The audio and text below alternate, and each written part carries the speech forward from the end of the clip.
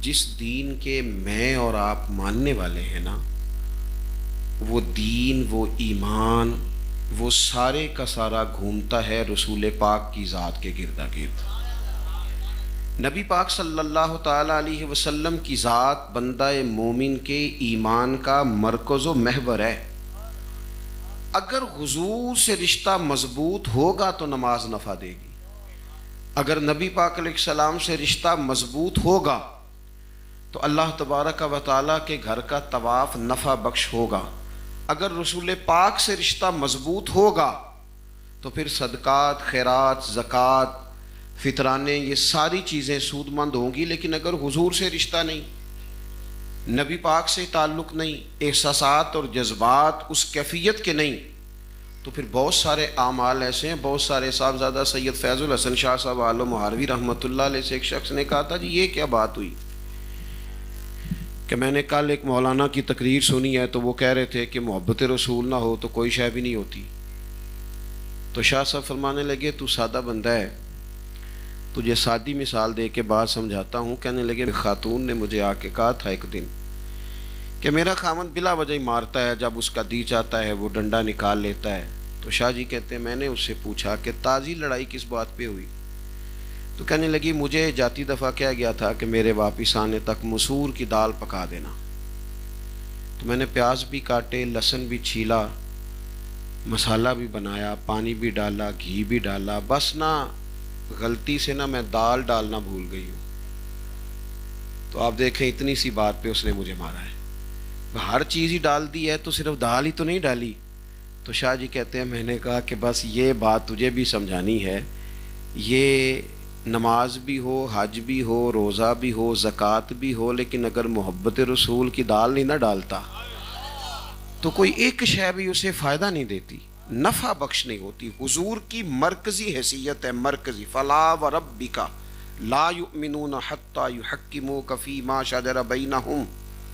اور اس انداز کی یہ واحد آیت ہے قرآن پاک میں، رب فرماتا ہے محبوب مجھے آپ کے رب کی قسم،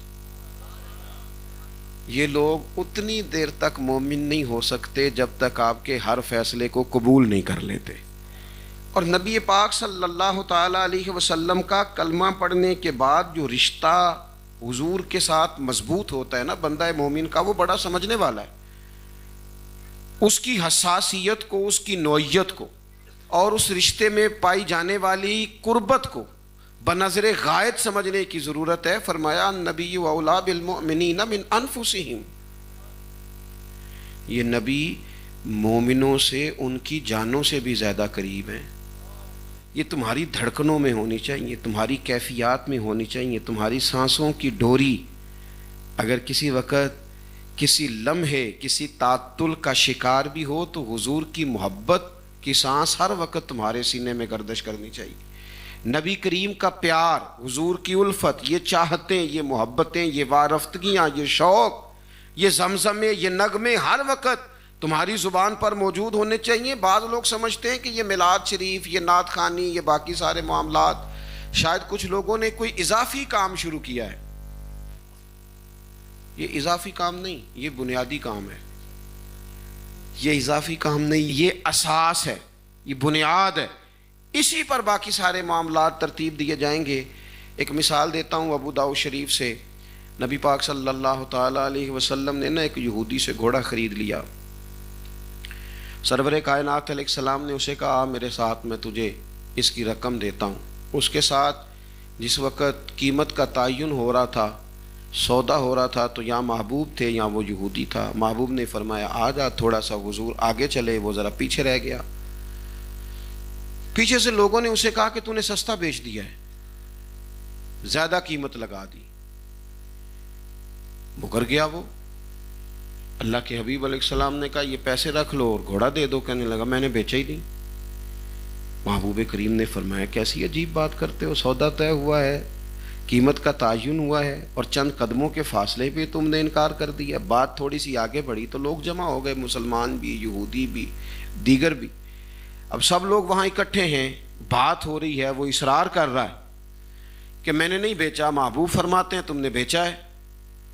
اب اس نے ایک بات کی ایک بات، بعض لوگ ایسے ہوتے ہیں کوئی پہیلی ڈالتے ہیں یا کوئی ایسی بات کر دیتے ہیں کہ سامنے والے کے پاس ممکن نہ ہو اس کو پورا کرنا تو وہ جیت جائیں. وہ کہنے لگا جی